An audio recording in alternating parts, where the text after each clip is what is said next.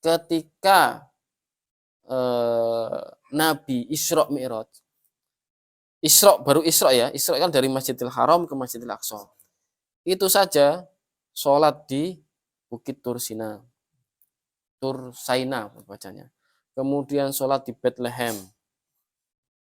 Bethlehem itu tempatnya lahirnya Nabi Isa. Yesus itu Nabi Isa.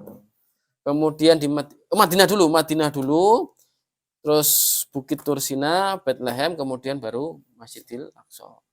Nah, di Bukit Tursina ini juga dikirim doa kepada Nabi Musa. Sholat, dan ini menjadi syariat bahwa kita boleh sholat di tempat petilasan. Boleh sholat di situ, boleh ziarah di situ. Paham maksudnya?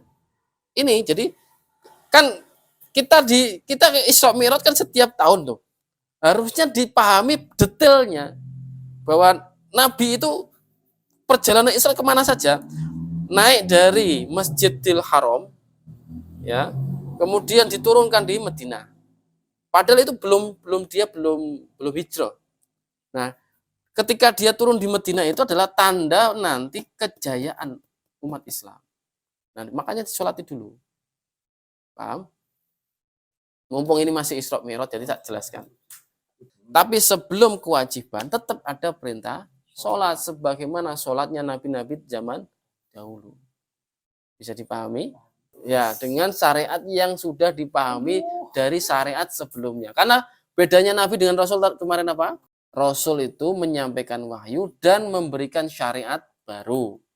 Nabi itu menyampaikan wahyu dan meneruskan syariat sebelumnya. Sebelum Nabi sebelumnya. Nah, kalau Nabi Muhammad kan Rasul terakhir. Berarti apa? Ya meneruskan syariat sebelumnya dan memperbarui syariat dan menyempurnakan. Bisa dipahami? Berarti apa? Sholat juga. Sebelum diwajibkan. Pada saat itu ya berarti tidak ada kewajiban sholat 5 waktu, belum ada. Sholatnya sembarang, boleh. Pada saat Isra itulah, satu waktu itu pada karo 10 waktu. Berarti kalau 5 waktu podo karo 50 waktu. Sebelum ya. Nah, ya ketika kita sholat sekarang, berarti kita sholat duhur, berarti sama saja kita derajatnya sholat ini 10 waktu.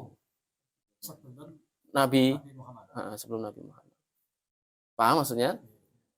Nah, apalagi kita nanti jamaah 24 derajat kan. Nah, satu waktu walaupun sendiri misalnya, sholat sendiri, itu derajatnya dikasih pahala 10 waktu zaman sebelumnya. Paham maksudnya? Berarti kalau kita sholat 5 waktu, berarti 50 waktu. Nah, makanya dulu pada saat Mi'raj, ingat Mi'raj itu tidak ketemu sama Allah, tidak. Tidak boleh diyakini bahwa Nabi ketemu sama Allah, tidak boleh. Hanya saja Rasulullah itu diangkat ke Sidratul Muntaha, diberikan wahyu di sana. Bermunajat di sana. Bisa dipahami? Sama saja dengan Nabi Musa disuruh ke Bukit Tursaina, diberi wahyu di sana, dikasih tongkat di sana. Bisa dipahami? Berarti sama saja juga Nabi Yunus yang dimakan ikan besar, ikan paus, itu di dasar laut, berdoa, bermunajat di situ, dan juga dikabulkan. Berarti apa? Allah ada tanpa tempat, tanpa arah. Bisa dipahami ya? Nah, dalilnya begini, sebelum semua makhluk diciptakan, Allah ada tanpa tempat, tanpa arah. Tidak ada makhluk sama sekali. Ya, hanya Allah saja. Setelah Allah menciptakan makhluknya, ya, air dan seterusnya sampai manusia, ya, karena itu terakhir, makhluk yang terakhir, maka tetap Allah ada tanpa tempat, tanpa arah. Bisa dipahami? Allah tidak berubah. Jika Allah itu berubah, berarti Allah itu ada yang merubah. Bagaimana mungkin Allah dirubah oleh sesuatu yang lain? Karena berubah itu tanda lemah. Paham?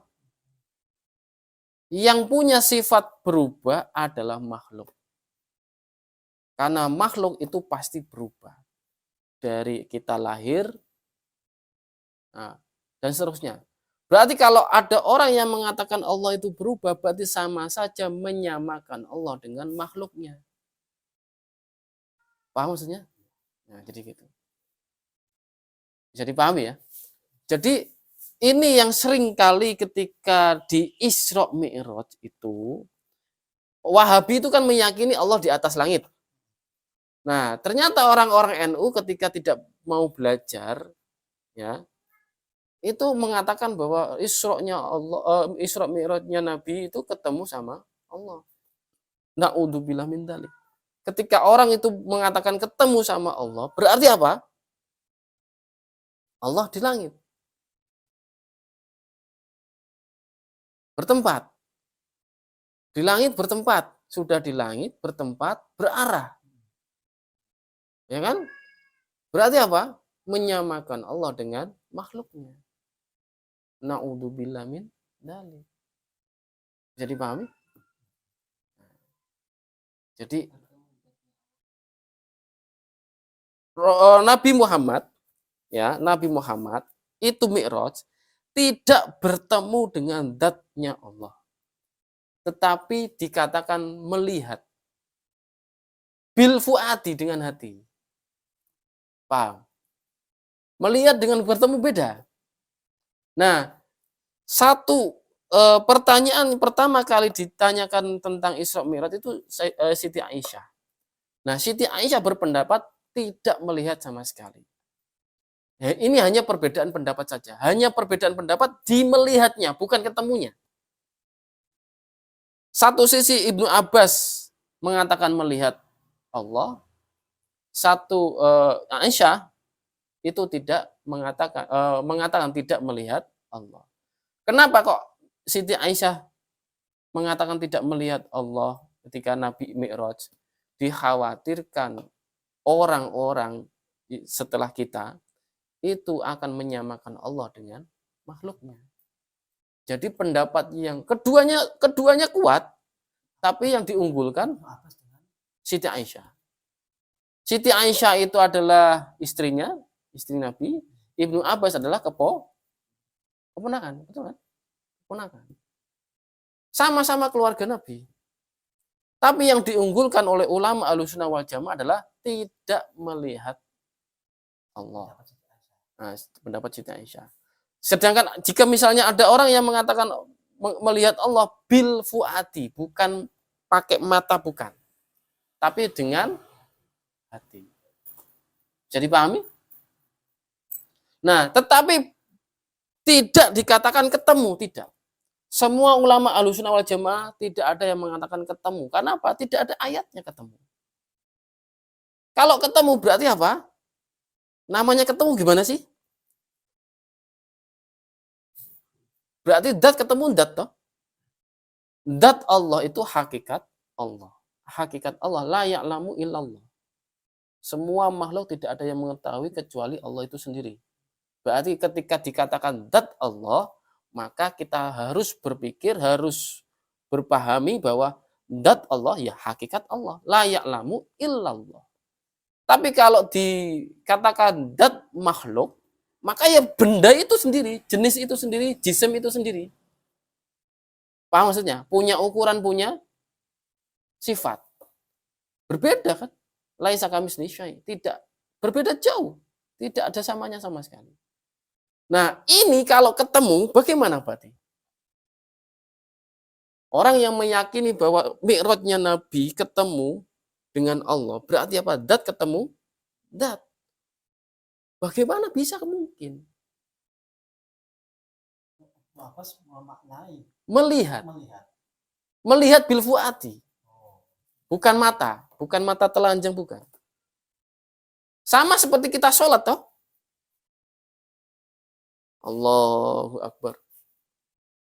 Kita disuruh melihat Allah, betul?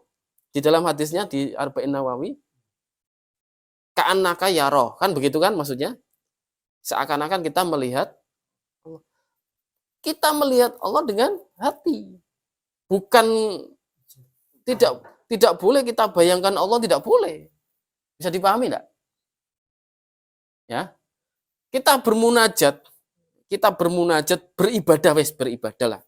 Untuk siapa sih? Untuk Allah. Bagaimana kita tahu Allah?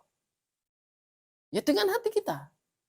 Bagaimana dengan hati kita bisa tahu Allah? Dengan belajar, dengan ilmu. Jadi pahami? Jadi Ibnu Abbas mengatakan melihat Allah di Mi'rajnya, ya memang bil fuadi. Karena memang ayatnya bil fuadi. Paham? Dengan hati. Jadi pahami kan? Berarti tidak menyalahi aturan. Tidak menyalahi syariat. Ya memang kita ibadah kan ya. Wudhu, bismillahirrahmanirrahim. Kan begitu toh? Allahu Akbar, sholat kan begitu toh? Ya kan memang begitu. Bil fuadi. Kita beribadah untuk siapa? Allah. Kan begitu. Nah, jadi begitu.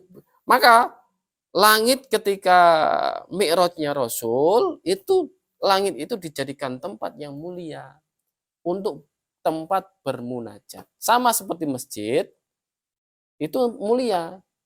Bukan masjid itu rumahnya Allah, itu tidak. Tapi apa? Tempat yang dimuliakan oleh Allah untuk bermunajat kepada Allah. Sama seperti Ka'bah, Ka'bah itu juga Baitullah, bukan berarti rumahnya Allah, tidak. Tapi Ka'bah itu tempat dan rumah ya yang dimuliakan oleh Allah ya daripada yang lainnya untuk bermunajat kepada Allah. Apalagi Ka'bah itu dijadikan kiblat sholat. Bisa dipahami? Nah, ini karena krusial sekali ini. Setiap tahun begitu.